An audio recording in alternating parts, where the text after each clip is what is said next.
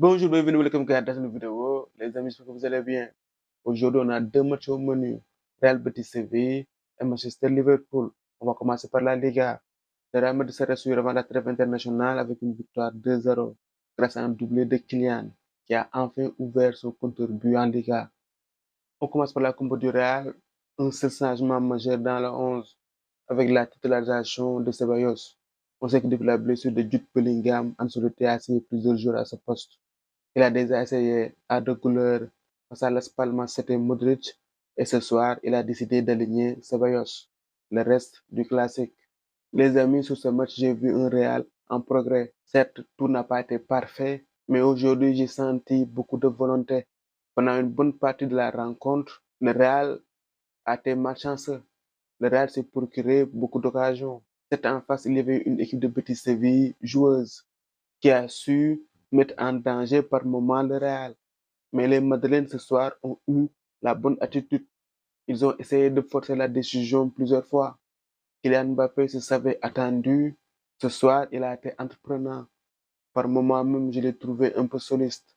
Mais bon, c'est pas grave, parce qu'on attend d'un attaquant aussi qu'il soit un peu égoïste. Il y a du bon comme du mauvais. À force de vouloir marquer, il se crispait sur son dernier geste. Il a été servi plusieurs fois. Soit son tir était contré, soit il n'arrivait pas à cadrer. Mais finalement, il a pu se libérer. Les gars, sur cette action-là, il faut saluer le geste de Valverde. Quelle inspiration de Valverde pour trouver Kylian.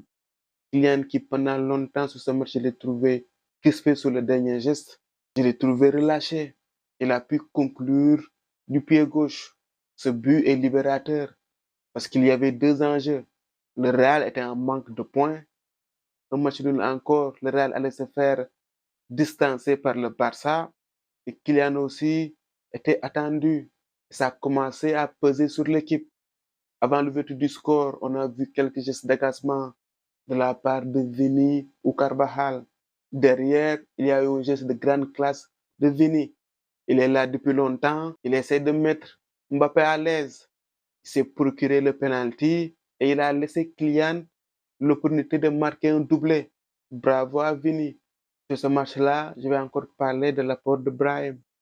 Certains disent qu'il devait entrer un peu plus tôt, mais les gars, à mon humble avis, Ancelotti a vu juste.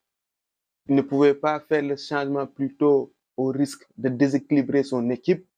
Il a fait le changement au bon moment. Parce qu'on sait tous, en fin de match, il y a plus d'espace. Et pour ce genre de joueurs comme Brahim, tu leur laisses un peu d'espace, ils font la différence. Carlo a vu juste. Ce que je retiens sur ce match, c'est l'attitude de l'équipe. Félicitations aussi à Kylian qui à présent peut enfin lancer sa saison. Là, il est libéré, il est soulagé, impatient de le retrouver après la trêve. On enchaîne avec la Première Ligue, avec Liverpool qui a battu 3-0 Manchester United à Old Trafford grâce à un doublé de Luis Diaz et un but de Salah, qui est aussi double passé décisif pour le premier nommé Luis Diaz. Les gars, au vu du score, on pourrait se dire que Liverpool a dominé le match de bout en bout.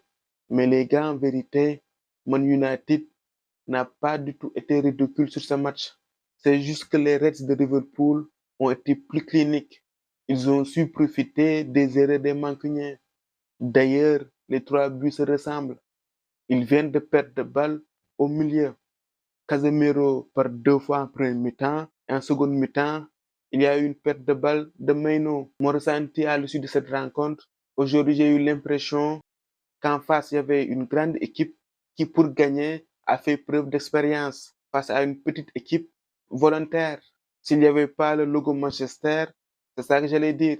Manchester United a été entreprenant, surtout dans les premières minutes, mais ils ont été un peu refroidis par le but refusé pour un jeu de Trent pour une position illicite de Salah.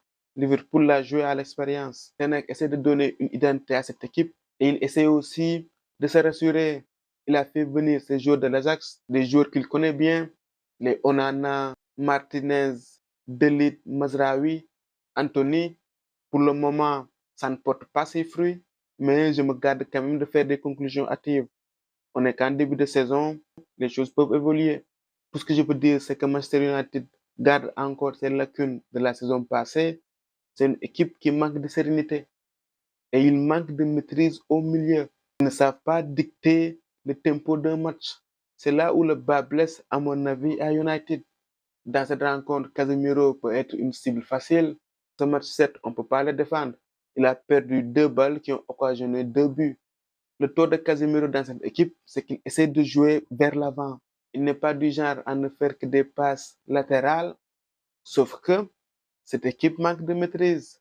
La preuve, il a été sorti et à peu près la même action s'est reproduite sur le 3e but de Liverpool avec une perte de balle de Maino. Le problème, ce n'est pas un joueur, mais c'est l'équipe. C'est sur cet aspect que Ten Hag doit travailler. Je vais aussi m'arrêter sur Slot. Il n'est pas venu tout chambouler. Il s'appuie sur le travail de Klopp. Il suffit de regarder sa composition d'équipe. C'est ce qui fait que ces joueurs ne sont pas perdus. Il est en train d'imposer sa patte par petites touches. Pour le moment, ça porte ses fruits et je pense que c'est intelligent. Klopp avait réalisé du bon boulot. Logique qu'il s'appuie dessus. Liverpool se positionne comme un prétendant sérieux au titre. Voilà les amis, c'était tout pour cette vidéo. On se retrouve pour d'autres vidéos. À très bientôt pour de Love Football. Au micro, c'était Dev React pour vous servir.